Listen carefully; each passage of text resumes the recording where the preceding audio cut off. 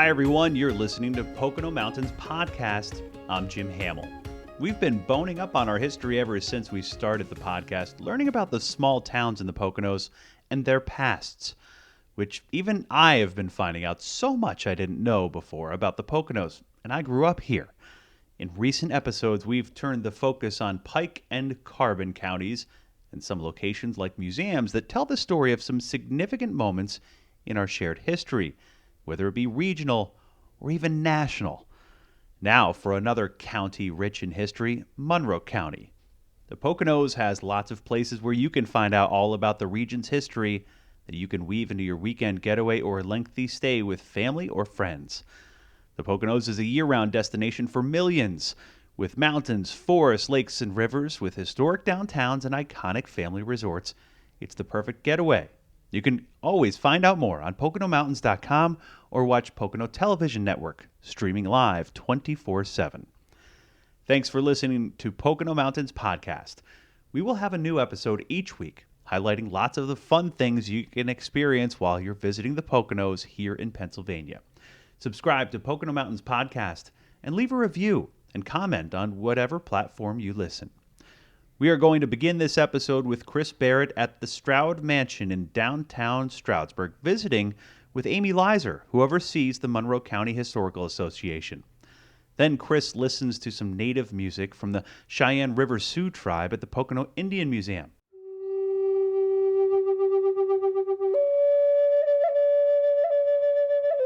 And lastly, Ashley Brooks time travels to the Quiet Valley Living Historical Farm. All places where Monroe County's history lives on today. Hi folks, we're back. PTN, Pocono Television Network. Very, very happy to be here today at the Stroud Mansion. This is the home of the Monroe Historical Society. We had talked a little bit about the jewels of Stroudsburg in the Pocono Mountains. This absolutely is one of those jewels, the Stroud Mansion. Just love it. Very historical. There's a great story here. Amy, who is executive director of the Monroe County Historical Society, is going to tell us a little bit about the mansion that we're standing in right now. Tell us just a little bit, who was Jacob Stroud? Isn't this a great space? It is. We love this building. It was built in 1795, and it was built by Jacob Stroud, who was the founder of Stroudsburg. And he actually built this house for his eldest son, John. And John didn't like living in Stroudsburg in 1795. It was a little bit too busy and hectic for him. So if we came here in 1795, what would we have seen on this main street? You would have seen 5 houses. That's pretty much it, which is really funny why John thought he couldn't live on Main Street. He thought it was way too busy and hectic and too many people. So Jacob Stroud actually built another house for his son, and Jacob's next eldest son, Daniel, moved into this house. And that's who we focus on here at the Stroud Mansion, because Daniel was able to live in downtown Stroudsburg with all of its 5 houses. So one of the things that I remember when we had talked previously, which fascinated me, is how this house was built to observe something. Can you tell us that story? Yes, that's neat. That's a great story. When the Strouds were setting up the town of Stroudsburg, they said that all buildings, churches, houses, whatever on Main Street have to be set back 30 feet from the road, whereas the Stroud mansions can be right up against the road. So with this window right here, and it looks all the way down Main Street. So son Daniel lived in the Stroud mansion, and father Jacob lived on the 500 block of Main Street. So father could look uptown, and son could look downtown and make sure things were running smoothly in their well-planned community. Wow, and tell us a little bit about, wasn't one of the Strouds involved in the Revolutionary War, is that correct? Yes, that was Jacob Stroud. He actually was born in New Jersey, and he was in the French and Indian War and in the American Revolution. And while he was in the American Revolution, he rose to the rank of colonel. And interestingly about him, when he came to Monroe County, as a young boy, he worked very, very hard, and he started off with only 300 acres as a young man. When he died, he owned 4,000 acres. So he was a very hard-working guy. Wow, and he would have known, would his contemporaries at that time would have been some of the founding fathers? Absolutely, absolutely. We know he was very involved with setting up the legislation for Pennsylvania and actually helped write the Constitution. So, and he knew George Washington. Well, how do we know that he did know George Washington? Well, we are very lucky. One of our prized artifacts that we have here at the museum is an invitation from George Washington inviting Mr. Stroud to come to his house for dinner. And it must have been during the first year of George Washington's presidency, using other invitations, and they were able to be dated. So when you see the invitation, you'll see it's very, very interesting. Very simple, very, very simple. Wow, that's amazing. So at that dinner party, I guess, and that would have been when the presidential mansion was in Philadelphia. Correct. So Hamilton could have been there. Jefferson could have, any of them, correct? Absolutely. Absolutely. So that's a great story. Tell us a little bit about how the mansion itself was built here in the mansion we're in right now. It's something about the room we're in. Right. This is the Stroud room. This is the first room that people come in when they take a tour. But there are 4 floors of exhibit space open, and that does include the original colonial kitchen, which is one of my favorite spaces. I think nowadays when you have a party, everybody kind of gathers around the kitchen. That's the place to be. So I can't imagine what it was like in 1795. That's where you know the real history was being made and all the town gossip was being had. That's a must see when you come here. But to kind of, I would love to stay back in the 17 and 1800s, but to come into where we are at today. When a guest comes here to the mansion, what specifically do they see on all the floors? We have a whole variety of topics for people, and we really want to cater to everybody's interest. We have a toy room that features an old dollhouse from the early 1900s, as well as a Lego display for some of our younger guests, because Legos are pretty hot right now. We have a medical and medicine room. I said the colonial kitchen. We have a textile exhibit, an early bedroom, which is a lot of fun. It's up on the 3rd floor. So people really kind of get a feel of what life was like in Stroudsburg, and really all of Monroe County. So if somebody wants to visit the mansion right now and the museum, or you have a website, of course? We do. Okay. MonroeHistorical.org. Okay, and they can become a member. Absolutely. We love members. That's how we got a lot of our support from. We have a lot of fundraisers, of course, throughout the year, but our members are really the ones that really help drive us and direct us as to what we want to do, how we can better our organization, more exciting events and exhibits.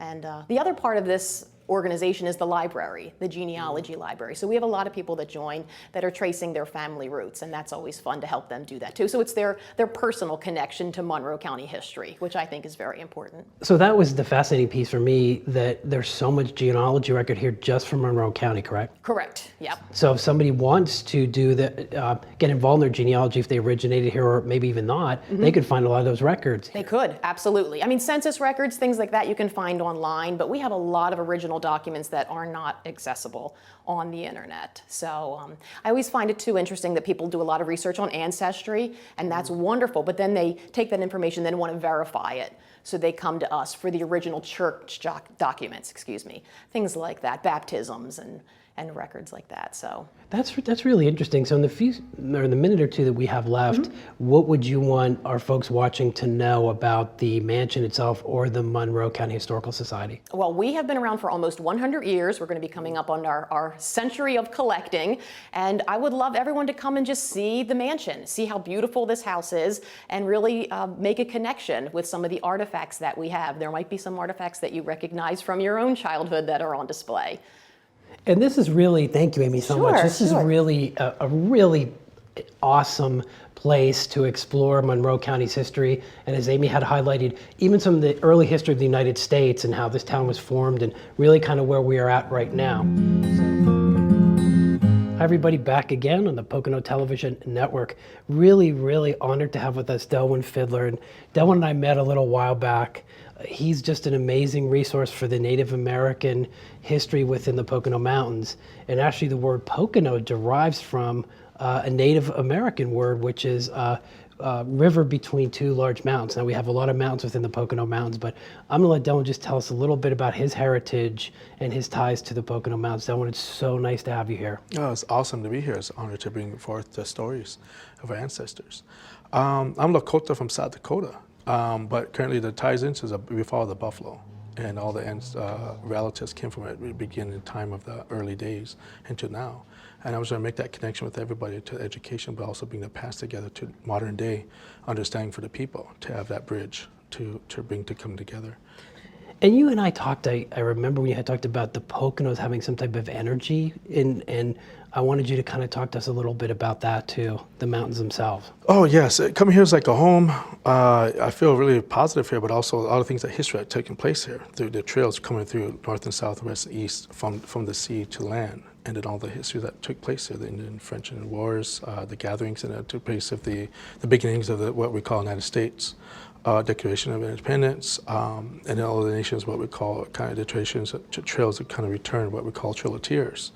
That went south, that would happen in the south, but also happened up north as well to push back the natives that were here at one time as well. So there's like more than just one nation here that kind of go into the north with this area of the Iroquois, you know.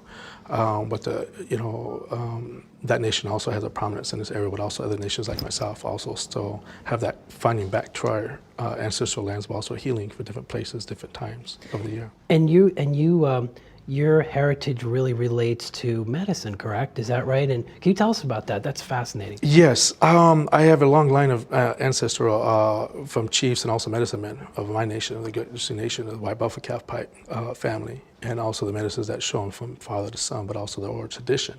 So today I'm still continuing that with all people, making that bridge with everybody, but also understanding how we're connected to each other, but also the world and the stars above, and how we being an advocate to how to take care of each other, but also Mother Earth. And then having that medicine with physically, emotionally, spiritually, having that medicine, and then having like a medicine pouch here.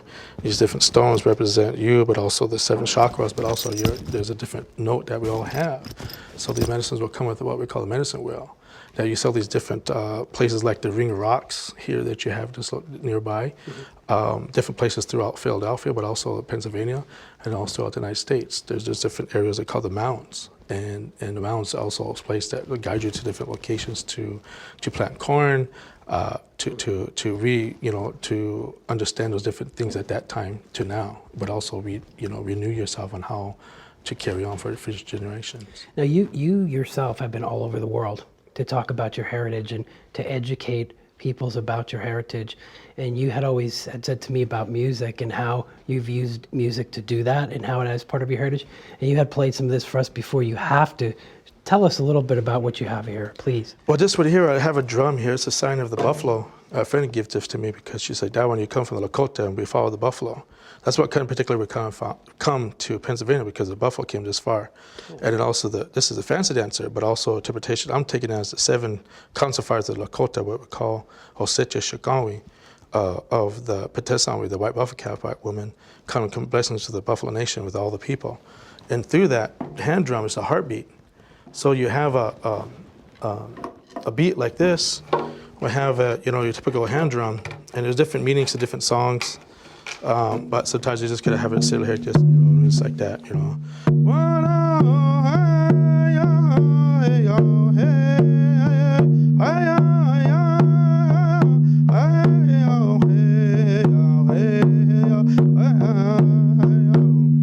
Wow. So what does that mean?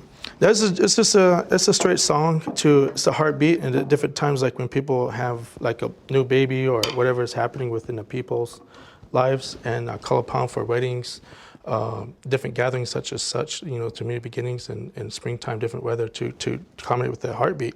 This represents the heartbeat of the world, but also for yourself, the heartbeat of Mother. Mother Earth is heartbeat, so that kind of singing thing.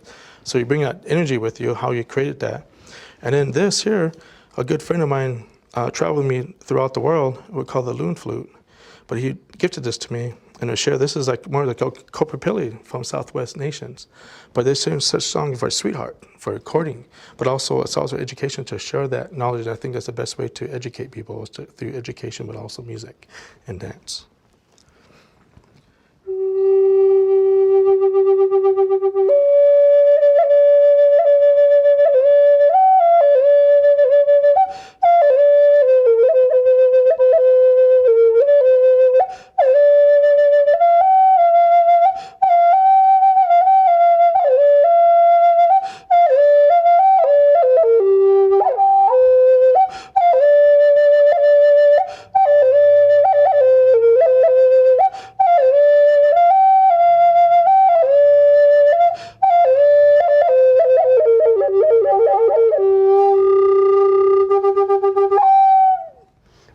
That's fascinating. That's awesome. We have about a minute left. I wish we could go on all day, but we're going to see more of Darwin in the future. We really are. But talk to me a little bit just about some of the other two. This is a double flute here. There's a kind of sounds on here. This also I do for like weddings or special things on this well, but it's like a G flute. So different sounds like this.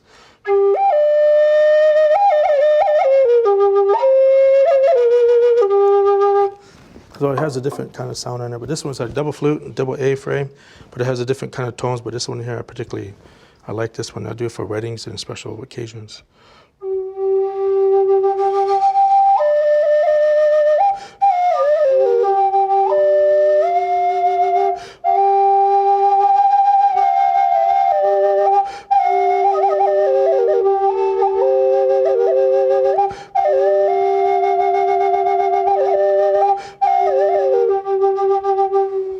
So this is all part of the courtship, but also friendship, and trying to share that, extend it out to all the people of the world, to engage in a song and dance, that we're one, one big happy family, Well, I think we can all take a lot of lessons from that. Darwin, I want to thank you so much for being here. This has been an honor for me, an honor for all of us, I think, watching here the PTN Network. This is Darwin Fiddler, so we're going to have him back, but we want to thank you for watching. Hey everyone, welcome back to PTN, the Pocono Television Network. Thanks for joining us. We are going back in time at Quiet Valley Living Historical Farm. Deb, let's go on back. I'm ready if you are. All right, so first of all, thank you for having us. When we got here, I have to tell you, it is very sobering and rejuvenating to come back and kind of experience what was, and that you guys preserve it here. So talk to us about what we can see and who gets to come. Well, this is the mission of our nonprofit organization, is to preserve Pennsylvania's agricultural heritage, in particular the Depper Farm that's here in Quiet Valley. So folks can come, whether you're school groups in the spring or the public in the summer, and you can see just how they lived. We do a first-person interpretation, so that means we're not just saying, this is a spinning wheel, Right. This is the loom. Right. You actually see folks who are portraying family members living in the 1800s, Yeah. going about their daily chores like spinning, weaving, cooking over the incredible. fire, gardening. It's really great. When are you open? We open to the public June 15th, yes. Okay. Checking this year's dates in my head. Okay. And then we close Labor Day Monday. Okay. And we have special events May, October, and December. Okay, great. And You folks also can have come out then. You also have kids that are here too, right? So Oh, you can we- check out the attire and things that they've done and they do, right? Yes, so there's all kinds of old-fashioned fun. Yeah. Everything from throwing a corn dart to, playing with a jump rope, old-fashioned. I don't think anyone knows what a corn dart is. My kids certainly don't, unfortunately. Well, once they try it, they'll love it. Yeah, of course. They play things like checkers and I don't know if you know what a thomiotrope is, but we're not going to show you today, but they'll have to come out. I'm embarrassed to say no. Well, they'll have to come out and find out what that is. See, this is educational for all of us. So you have a ton of animals on the farm. Yes, all the animals that would be appropriate on a 19th century farm, like the mule, the draft horses. We have goats, sheep, pigs, poultry, which includes chickens, Right. and turkeys and geese. You have a little bunny. Oh, Some we piglets. have rabbits. Yeah, a little bit of everything babies. sprinkled through. Yeah. I know. So on your tours, I was told that some animals were safe to pet.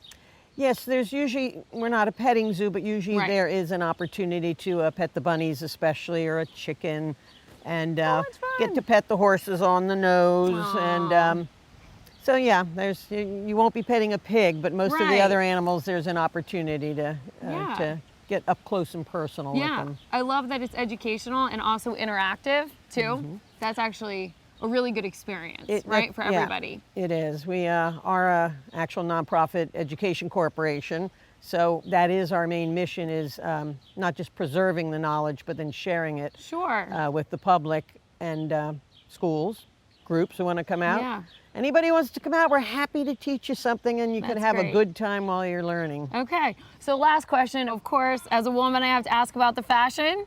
We don't look alike, but we could if I put on an apron. You Learn to could. cook. You could. You could wear an outfit just like mine, an 1820s outfit, the oldest outfit that is seen on the farm. And it would be you'd have to have the fichu, the apron, the short gown, and the petticoat. And that would mostly complete your ensemble. This is the kind of thing that, folks We would get have to see, worn, and right? so we wear it. Very cool. Deb, thank you so much for bringing us back in time. I'm ready to get educated. Maybe pet a little horse or goat. Who knows? Oh, Thank you that would so be much, great. Deb. Thanks for for joining, coming. guys. You're watching PTN, the Pocono Television Network. Monroe County is chock full of history within its borders, from farming to native peoples and to the founders of the communities within the Poconos. Want to learn more? Head to PoconoMountains.com. Thanks again for listening to Pocono Mountains Podcast. You can subscribe to us anywhere podcasts are available and leave a review and or comment. Northeastern Pennsylvania is home. And when the times get tough, the tough get going. The last year has been exceptionally tough on nonprofits. All of us can give back this year, and NEPA Gives is making it easy again. So easy. It's one day in June when you can give back to your favorite charities that help so many. NEPA Gives is June 4th. You can donate online at nepagives.org for one day. June 4th. We can make a difference with NEPA Gives. Hey, we're back. Thanks for listening to Pocono Mountains Podcast. I'm Jim Hamill. Now for a Pocono Mountains Podcast Extra, a recent story from our monthly program, Pocono Mountains Magazine, about Quiet Valley Living Historical Farm with Brianna Strunk. Nowadays, schooling is done virtually using the latest and greatest technology, but check out the classroom setting back in the 1890s. For this next story, class is in session as we take you to a place preserving the Poconos past.